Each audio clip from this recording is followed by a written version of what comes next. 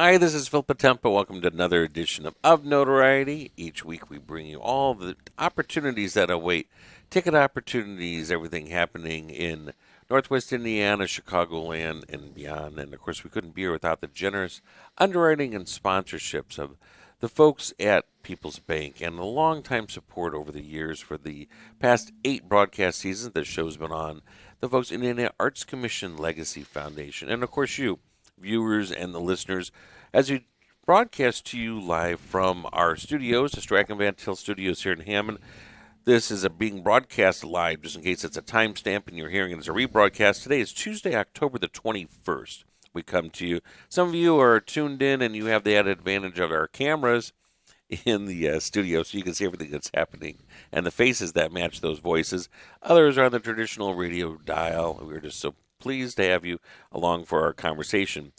Of course, this is the broadcast equivalent of all of the columns and feature stories you'll read in the flagship Post-Tribune, all underneath the umbrella of ChicagoTribuneMedia.com as well, and the suburban publications.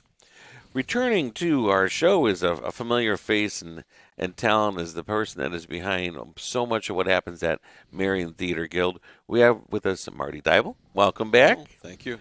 And I think we have some new faces. I don't know. Elliot, have you ever been on this show before? Not this one, Phil. I'm happy to be here today. All right. Marty, do an introduction formally, and I'll let you do the honor of our visiting guest as well. Sure. Sitting next to me is Elliot Bibat and Kaitlin Kovach, who have the leads in our Marian Theater Guild's upcoming production of A Funny Thing Happened on the Way to the Forum. So if you can see a little of our desk decor here, we have a fallen column here. We have also some great branded hats that our guests are wearing. I've got one propped up on the column here as well.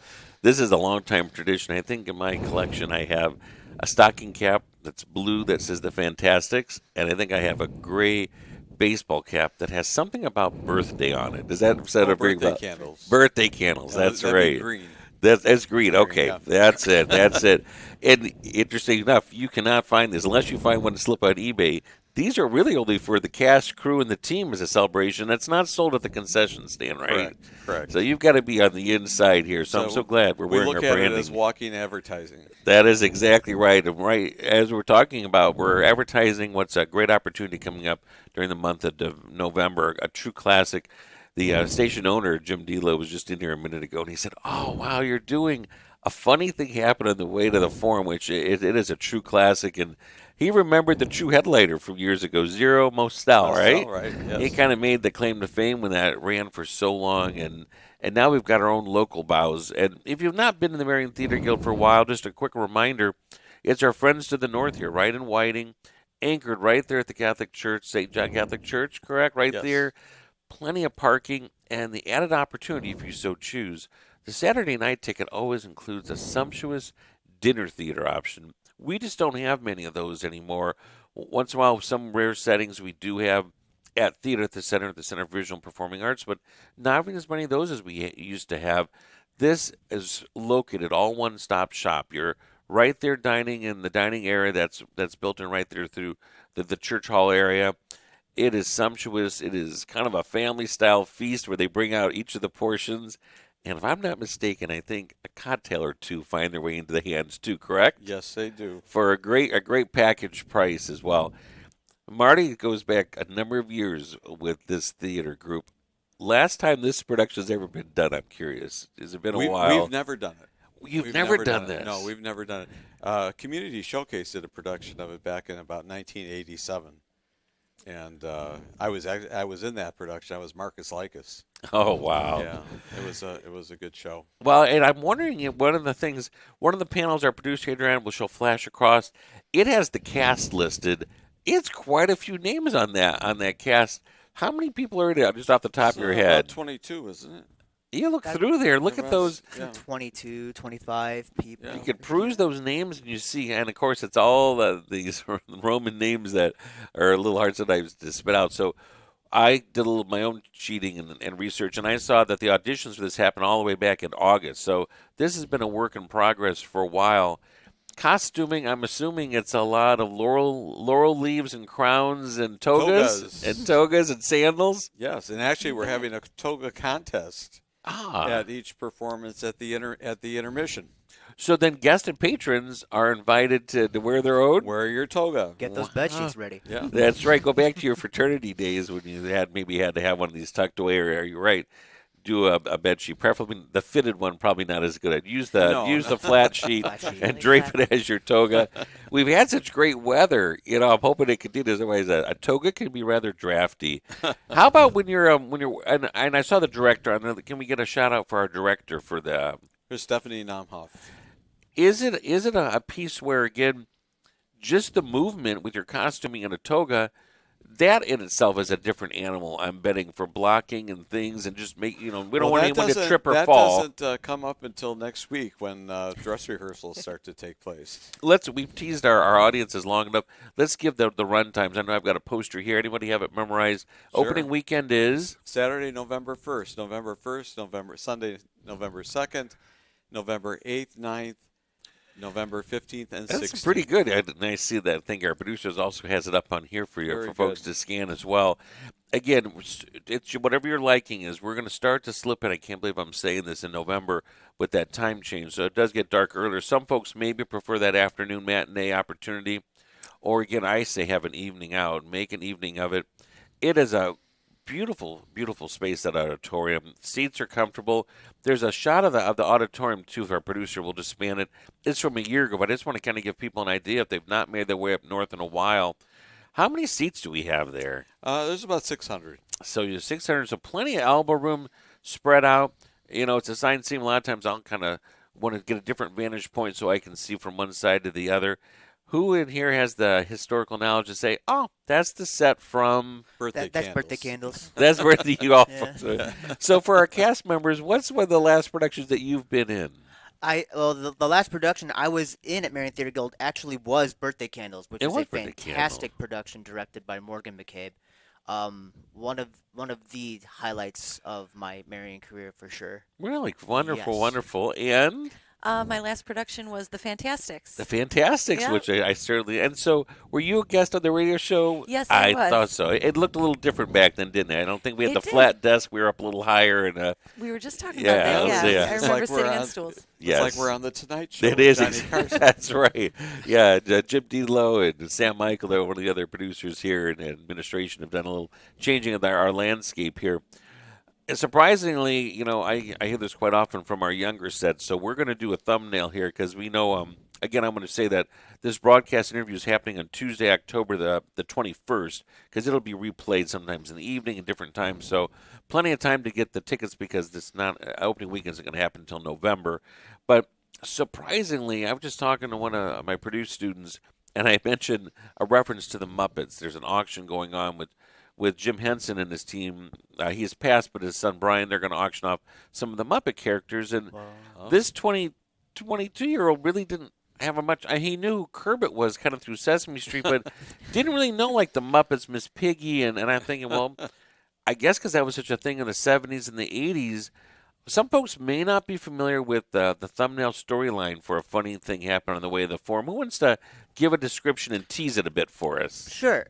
So there's I'm going to do the best I can because there's a lot that happens in Act 2 that I don't want to give Yeah, we don't want to do away. any giveaways. So the premise of the show is that we are on a street in Rome, and our story follows a Roman slave named Pseudolus, played masterfully by Patricio Santoro in our cast, and he is looking for any way to get himself to be a free citizen of Rome. And Pseudolus has a master, which is me. My character is Hero. He is the son of two Roman aristocrats. And basically, my family lives across the street from a Roman brothel, and a new courtesan comes into town, and she steals my heart immediately. So Pseudolus sees this and starts to develop a plan with his wit and cunning and says, if I get you this girl, will you give me my freedom? And I, me being the crazy in love Roman boy that I am, say, yes, if you get me this girl, I will give you your freedom. And that is where the play takes off from there. And it just moves very quickly. And there's mistaken identities. maybe a potion here or there. It's just once the play starts, it's like a roller coaster ride, and it's very funny. And Stephen Sondheim has such an incredible score for his first Broadway musical since his collaboration with Leonard Bernstein in West Side Story. This is what he wrote Really? after that. And again, I know you're still fine tuning. We're still a couple weeks away from the curtain goes up, but it should clock in with intermission, couple hours or so. Yeah, Looking probably, at probably 2.5 with an intermission. Yeah, I mean, maybe like a straight 2 hours because the play itself is not that long. I'd say maybe like 2 hours, 2 hours, 15 minutes. I knew a movie. I knew it was fast paced, and you have to have, now. So I'm curious with, and I know we don't have our director here, but Marty's enough of a professional from his own experience. Things are meant to be quick paced, fast witted, yet. Even with our own audiences over Theater at the Center and Center for Media Arts, they can be a little more of an established audience, quick, but not so fast that you miss moments, right? So is that a part of it? Hey, slow this down because you're going to miss a bit here, or allow a pause for audience laughter, right? Doesn't that come into your timing, your blocking? Don't go right away. Give them a chance to digest and react, I would think. Does that happen? Oh yeah, you got to take laughter into account with this play because there are just a lot of comedic moments, and the book is just so funny. And if you're attuned to Stephen Sondheim musicals, the lyricism is just incredible. In this And the particular part of the musical. Roman slave, is that the lead character? Give me a reminder of that. Zero would have That's Pseudolus, yes. played, right? Is that correct? That's correct. All right. And the other part, we saw a little glimpse of a previous set there. The set that I was so enamored with was the most recent one was the Neil Simon. Remind me what was Lost, Lost in in Yonkers. Yonkers. Lost in Yonkers, a recreation of this very detailed, richly paneled apartment building that's above the candy sweet shop that the family owns. Just incredible. Always, every set design, there's so much to look at. That's becoming more and more rare with the cost of lumber, the cost of everything. For a lot of theater companies, it tends to be just some set pieces, some furniture. Who's the set designer for this one? I am. You are the set designer. Were you the set designer for Yonkers? Yes, I was. Because I know that we've I've been teased. the official set designer since 1991, I think. We've teased sometimes, even at the dinner portion, and Marty has said there's been more than a couple opening nights where we're got fans going, and we're hoping that paint dries just in Paint time. was still wet when the curtain went up. And Yeah. I just have to Exactly. include that I was speaking with someone about the Marian Theater Guild, and this person has known about it for several years, and this person said, "Oh, Marty just used to do those sets, and they were just Marty's still gorgeous." doing those I'm sets. I think he still does them. 58 years later, I just said to somebody the other night, I've been painting on this stage for 55 years already. And it's still Help! not done. Somebody take it over. They should never speak about your name in the past tense, Marty. No, we're not ready for that yet. I am. No, we're not letting you go anywhere. Well, three more years. In 3 years, the Theater Guild will be 100 years old. Yeah, that's going to be a And, celebration. I intend to get us to the 100th anniversary, and Great. then we'll see what happens, Elliot. Crazy. It's all yours. Elliot is a product of a Theater Guild marriage. His parents met at the Theater Guild. Well, my grandparents did. Oh, George you're right. Your grandparents. Although my parents were both involved in Marian Theater Guild Right, production. but for his years. grandparents were Yes. Theater Guild marriages, and our nickname years ago was actually the Marrying Theater Guild because so many people after World War II in the late 40s and early 50s, and television was just Sure. coming up, and we would do 3 shows a year at that time. And it involves, theater involves so many different walks of life. It's not just singers and actors. It's electricians. It's carpenters. It's seamstresses. Stage managers. Yeah. There's something for everyone in theater. Absolutely. And so many couples had met through the Theater Guild. Well, and it is a vocation. It's truly, we say labor of love. I mean, we love every minute of it, but it really takes another person to understand, the crazy hours and the time investment. And that's why so many theater circles, you're right, they overlap, and that's how people meet. Same thing used to happen years ago in journalism with newsrooms, because unless you worked in that field, nobody would understand why do you do this? Why it's got to be in your blood. And I've heard good things about Elliot. I mean, we've crossed paths, all of us here, at the Groundhog Dinner, right? The Oh, yes. Groundhog Day dinner and things of that nature. But Tina Stasny, who's one of our wonderful costumers that serves so many different theater groups, Yes. she has said great things about Elliot. She says, he should continue to keep working and crafting a stage. But you're a writer also. You and I share a journalism connection, yes. right? So off stage, I am the editor of Whiting Robert Still's newspaper, The Right Stuff. And So, I can't yeah. say enough good things. I need to have the historical group back in here, their society, because they do so many. I did a huge spread about the whiting, the tragic whiting with the Amphico. What was the Standard Well, the Oil? Fire. Standard And 1955. I tell you, after I wrote a column, that lecture was jam packed. So hats off to everything that happens in Whiting Robertsdale to Well, and to keep throw it a moving. plug in, the Groundhog's Ball will be January 31st. January 31st. That's Mark easy your to remember. calendars. Good.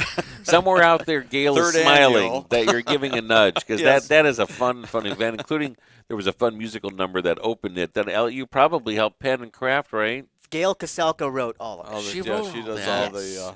Very She fun just gave and me some clever. words to sing, but Yeah. that was Gail. So I'm curious with the set.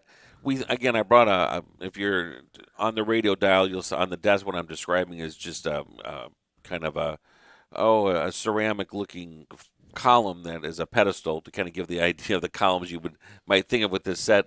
Are there columns, or you know what? Yes. Because of paper mache, I'm sick of looking at paper mache columns. There's not going to be too many. Or how's that set going to look?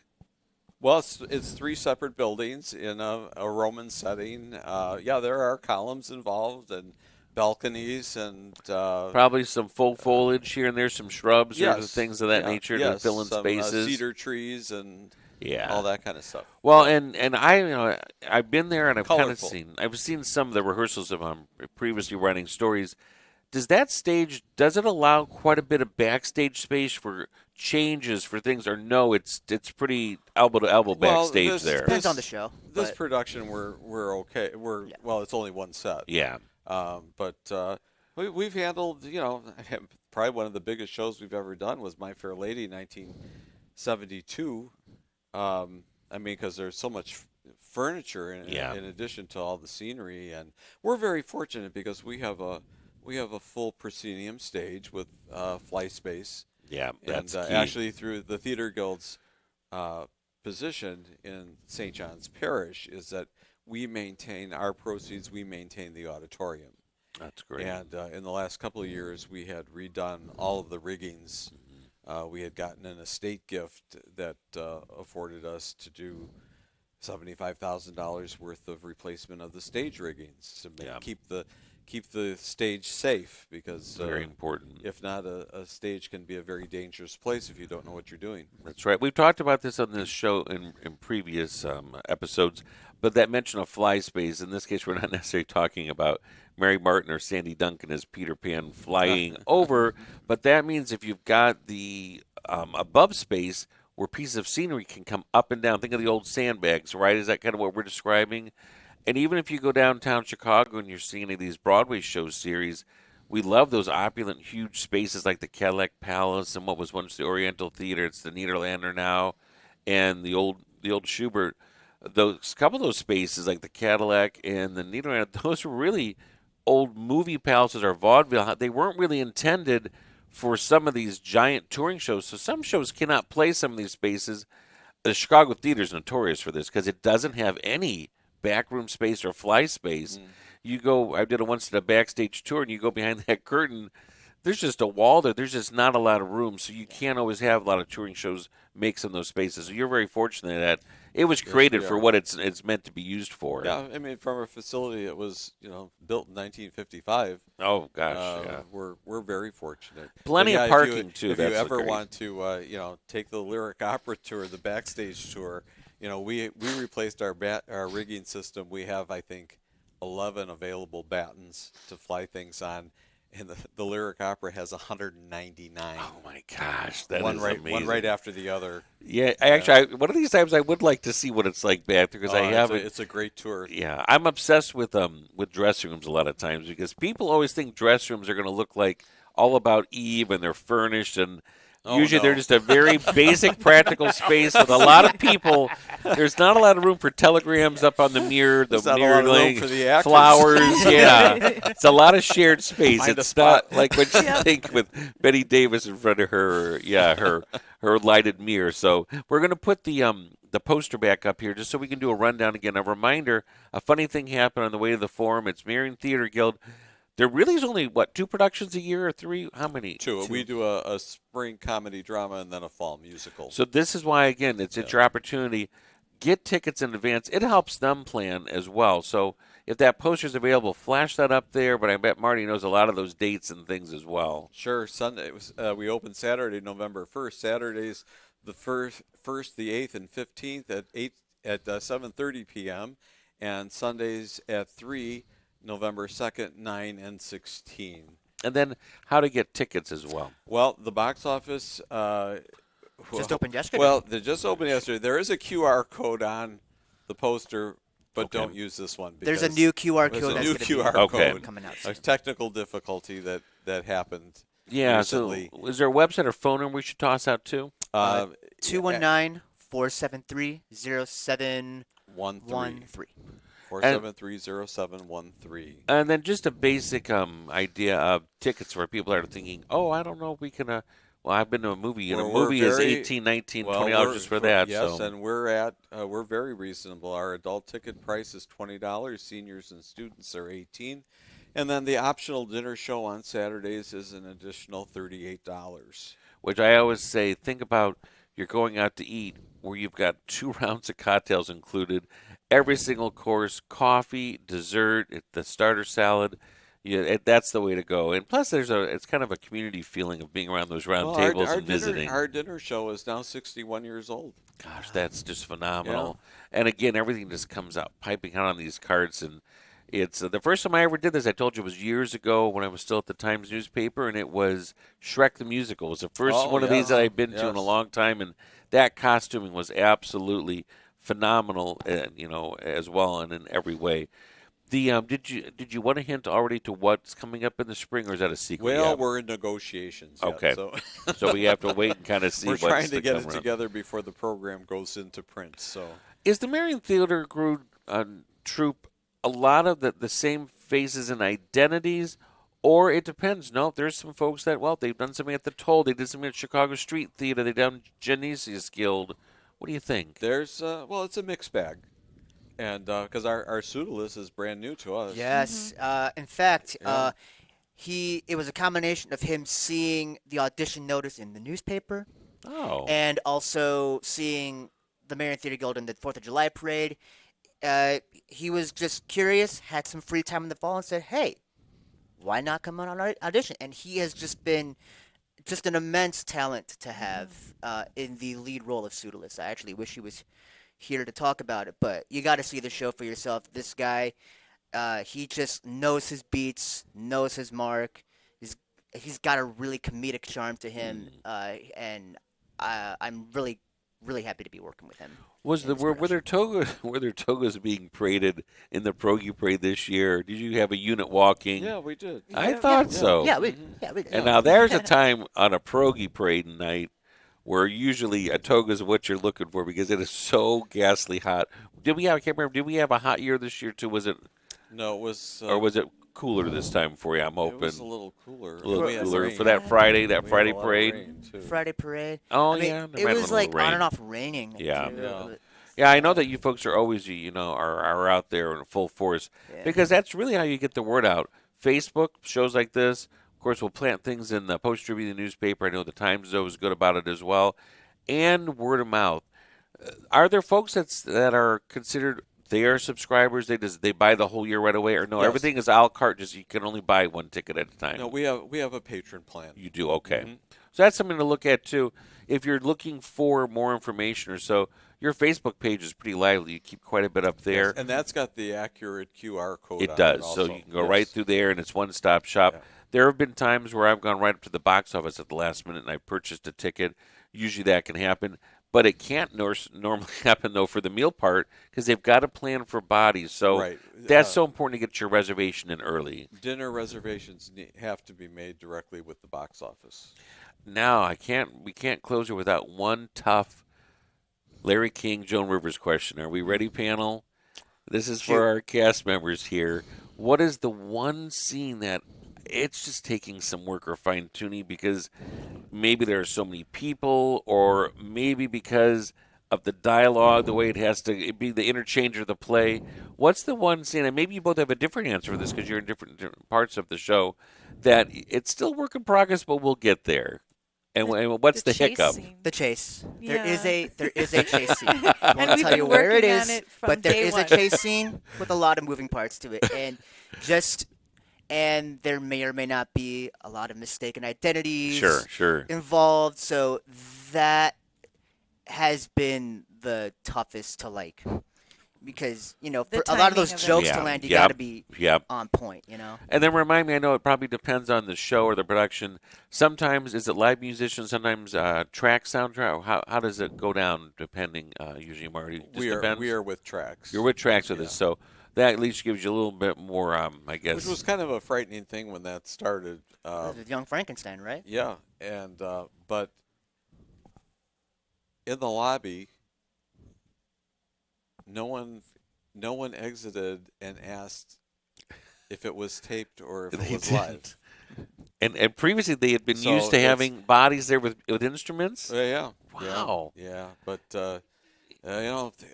good musical directors, which we do have an Yeah. excellent musical Yep. director, Oh, and then Yeah. Yes, we to do. put an orchestra together and stuff. It's It's tough. It's It a is tough tough. show. Yeah. It's a tough thing to get through. So. Yeah, even our own symphony is often talking about our youth orchestra, which continues to build here in Northwest Indiana. It is tough because everybody has got so much commitments and on their plate. So we're so glad all of you continue to do what you do. And I don't know, you've been around for almost 100 years. I think you've got it pretty much figured out here. But we're looking forward to that big celebration, right? Well, yes, yeah. It'll be 3 right more around the years corner. And Crazy Kaplan, if you're listening, I think there should be some fireworks. Or maybe we'll just ask your brother, Andy, about some fireworks for the big occasion. Andy would love to do that. But thank you so much for everybody for being here. Come back Thank again you. anytime, Thank you for having us, Phil. please. Thank you. And the next time I see you, everybody will be in togas, and we'll see you from afar. I guess we should quickly mention when people say, "Well, what kind of a dinner is it?" I would always try to list those a lot of times in my columns and things, and sometimes they're fine tuning it right to the last minute. But you can plan on things such as roast beef, a platter of roast beef shared around, fried chicken, sometimes Yes. sausage or mastacholi could be there, mashed potatoes, green potatoes. beans, any and all your favorite things, right? Good hearty Yes. food that gets passed around, and then for dessert it can be any kind of a yummy cake. Sometimes I think I see an Elmira's brand somewhere in there, and it's going to be delicious. know. It's going to be delicious every single time. Thank you very much again, our cast and our creative force for Marian Theater Guild.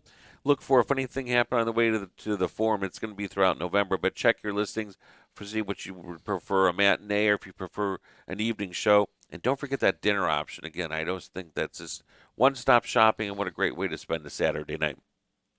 I'm your host, Phil Potempa. Thank you for being along for our conversation.